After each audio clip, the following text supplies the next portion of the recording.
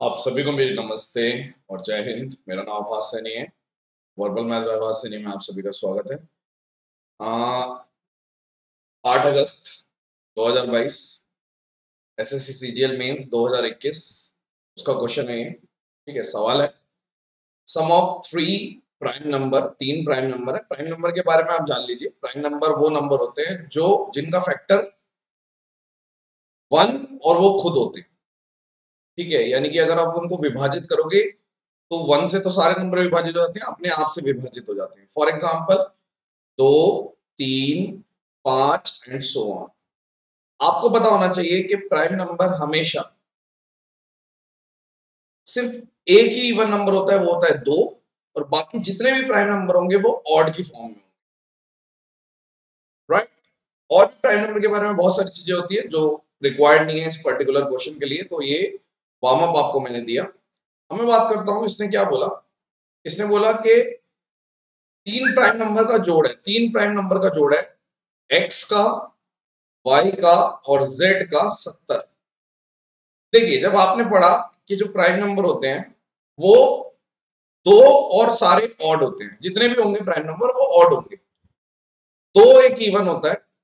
ठीक है, जब मैं ऑड ऑड जोड़ता हूं तो हमेशा ऑड आता है। ठीक है, आपने बोला कि अगर आप एक और तीन जोड़ोगे तो इवन आएगा, ऑड नहीं आएगा।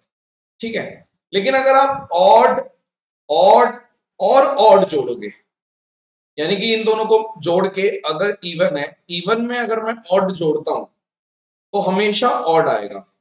ये एक बेसिक सी चीज है, ये भी वार्म अप बता रहा हूं मैं कि भैया दो अगर आपने ऑड ऑड जोड़ा तो इवन आएगा, चाहे आप 3 9 को जोड़ के देख लो या कुछ भी। लेकिन अगर मैं ऑड ऑड ऑड जोड़ूंगा तो हमेशा ऑड ही आएगा। तो आपको समझ में आ गया कि 70 एक इवन नंबर है, 70 एक इवन नंबर है। इसकी जगह कोई और इवन नंबर भी आ सकता था। तो इस इवन से ये आइडेंटिफाई हो जाता है कि जो सबसे छोटा यानी कि जो x है वो फिक्स है, वो होगा 2। यानी अगर x 2 है तो y प्लस जेड की वैल्यू 68 आएगी। अब z की पॉसिबल वैल्यू पूछी है, तो ऐसा नहीं है कि एक ही। अब सम तो कांस्टेंट है कि z plus Y plus Z 68 है। तो आपके दिमाग में आ सकता है कि भाई 61 और 7 भी हो सकता था तो भी 68 हो जाएगा, वगैरह वगैरह वगैरह वगैरह। आपको ऑप्शन के हिसाब से जाना पड़ेगा कि अगर y प्लस जेड अगर 68 है, अगर मान लीजिए मैंने एक को, ठीक है, मैंने एक 41 ले लिया, मान लो एक अगर 41 ले लिया तो बचा हुआ आपका कितना आएगा। आपने बोला 68 माइनस 41 यानी कि 7 और 27। क्या 27 एक प्राइम नंबर है? नहीं, तो 41 नहीं ले सकते। जैसे ही आपने 37 लिया कि अगर y और z में से एक 37 है तो बचा हुआ 31 आ जाएगा। ये दोनों, ये दोनों प्राइम नंबर है, यानी कि जो 37 है वही आंसर करेक्ट है।